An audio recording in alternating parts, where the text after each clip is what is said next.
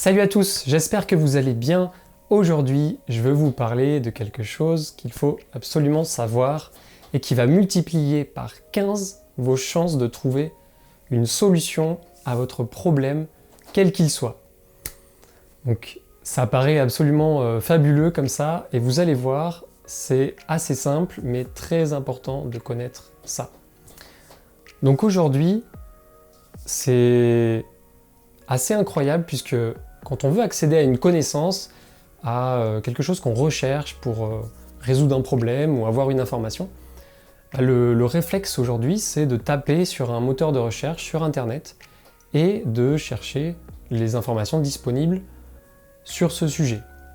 C'est juste phénoménal, on a accès à des millions d'informations, à la connaissance de millions de personnes, et c'est sur des sujets extrêmement vastes. Si on compare avec, je sais pas, le Moyen-Âge par exemple, il fallait savoir lire ou alors connaître la bonne personne pour qu'elle transmette l'information, ou alors trouver des livres, et encore, il fallait réussir à les trouver et pouvoir les lire.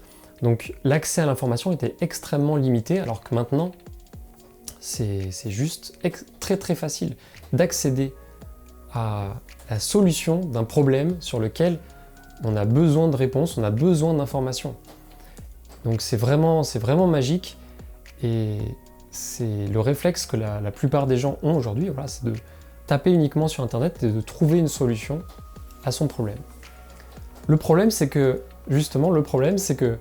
parfois la recherche est très spécifique, ou alors elle concerne une nouveauté, quelque chose qui est nouveau, où il n'y a pas encore beaucoup d'informations, et on ne va pas trouver la réponse qu'on veut sur le problème que l'on a.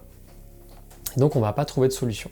Et bien la solution pour multiplier vos chances par 15 de trouver votre solution, c'est tout simplement de faire une recherche en anglais. Et oui, alors pourquoi en anglais ? Eh bien parce que parmi toutes les informations sur Internet, 54,5% d'entre elles sont en anglais. C'est phénoménal, puisque le français est en 4e position avec 3,7% du total des informations sur le web. Donc c'est vraiment tout petit à côté, et pourtant c'est la 4e position. Devant vous avez l'espagnol, l'allemand et le russe, mais qui sont entre 4 et 7%, pareil.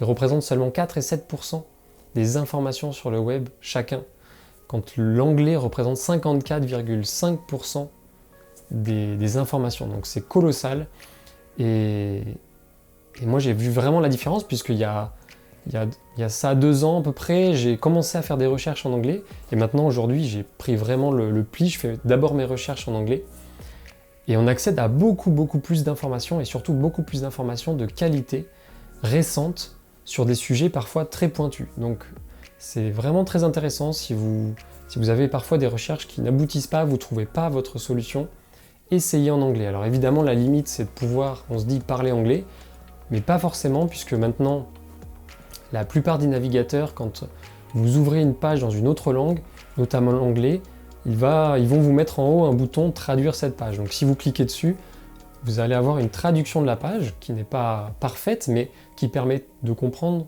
complètement le sens de ce qu'on vous propose, le sens de l'information. Et ce qui reste, c'est de pouvoir taper les mots-clés en anglais dans Google ou dans votre moteur de recherche.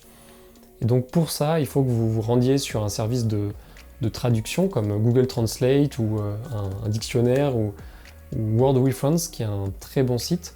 Vous tapez vos mots-clés en français, et vous prenez les mots anglais et vous faites votre recherche avec des mots-clés anglais, comme vous le feriez en français.